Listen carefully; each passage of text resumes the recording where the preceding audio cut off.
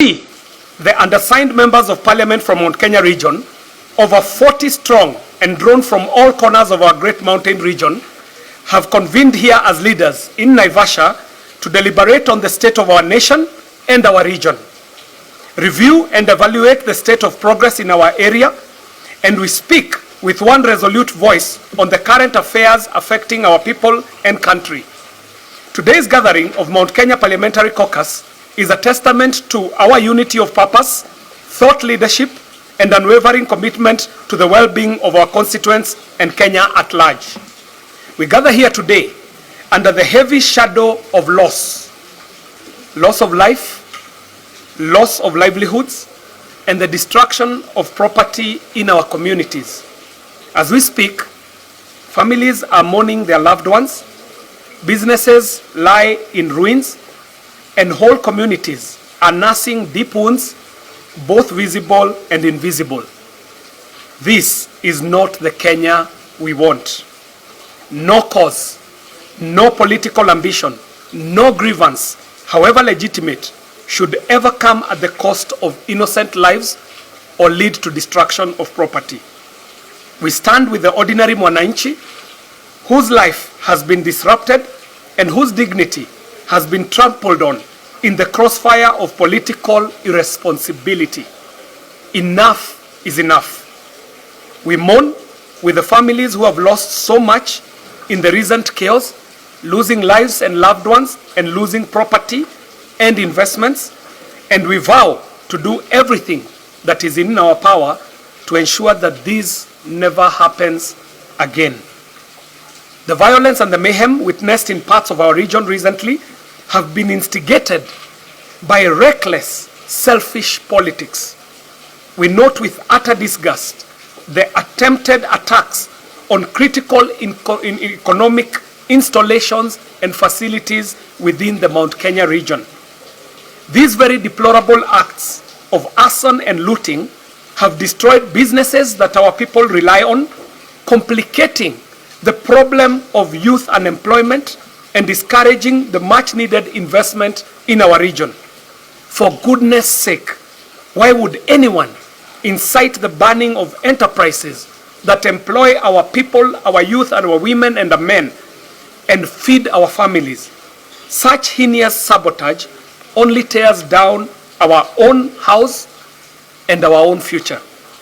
We demand through investigation, we demand thorough investigations into the chaos that led to the loss of lives and destruction of property. Those directly responsible for the violence must be arrested and prosecuted to the full extent of the law. And moreover, the sponsors and the orchestrators of this anarchy and violence must be unmasked and held accountable. And these leaders behind me are hell-bent on lifting the veil on those who are thinking that they can hide behind politics to cause anarchy, mayhem, destruction, and loss of lives. There can be no sacred cows. Kenya is a democracy governed by the rule of law, and no one is above it. We cannot allow a few agents of chaos to hold our nation hostage. We remain confident in the direction that the government is taking, and we assert categorically that our community, like all Kenyans, has the right of choice to belong to any political association we deem beneficial. We have exercised that right in choosing to work with the current government for the sake of unity and development. We are free citizens in a free country, and Kenya belongs to all of us. No amount of intimidation should be allowed to force us into surrendering our freedoms to associate with other fellow Kenyans. Our people will work with whoever advances their interests and the ones who advance national interests. We will not be confined to parochial politics or ethnic cocoons.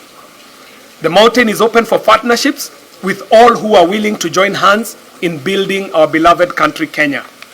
We, the Mount Kenya Parliamentary Caucus, are steadfast and eternally vigilant in protecting the interests of the mountain and the rights of our electorate. We stand here mandated responsible, responsive, and strategic as leaders with a clear vision for the people that we represent. Our agenda is development, peace, and prosperity for our region and for Kenya. We will continue working hand in hand with the national leadership and all Kenyan communities to ensure that every promise that was made to the people is kept. Despite the challenges we have faced and still face as a country, we remain optimistic that with continued stability and focus, the pledges of the Kenya Kwanza government will be delivered in full to our people. The projects to improve infrastructure, create jobs, lower the cost of living, and uplift our farmers and businesses continue to materialize. Mount Kenya will receive its fair share of development, as is already happening, and even more. We will not rest until the lives of our people are improved in these intangible ways. In conclusion, we urge all our people in the Mount Kenya region and across the nation to reject the politics of hate, the politics of fear, the politics of intimidation and distraction. We call on everyone to channel any concerns and the energies into constructive engagement and to safeguard the peace of our beloved country. Kenya is ours to build, not ours to burn. When Mount Kenya stands firm and united with the rest of Kenya, the whole nation stands stronger. We in the Mount Kenya Parliamentary Caucus pledge to remain united, focused and firm in guiding our region within the national family. We are here to ensure that the mountain's voice continues to be heard loud and clear, and that our people and our people's aspirations are not only heard, but are also met. United we stand, divided we fall, and Mount Kenya will never fall. We are moving forward together with all Kenyans for the sake of our children's tomorrow. Our resolve is unshakable to keep Mount Kenya at the heart of Kenya's prosperity for now and for generations to come.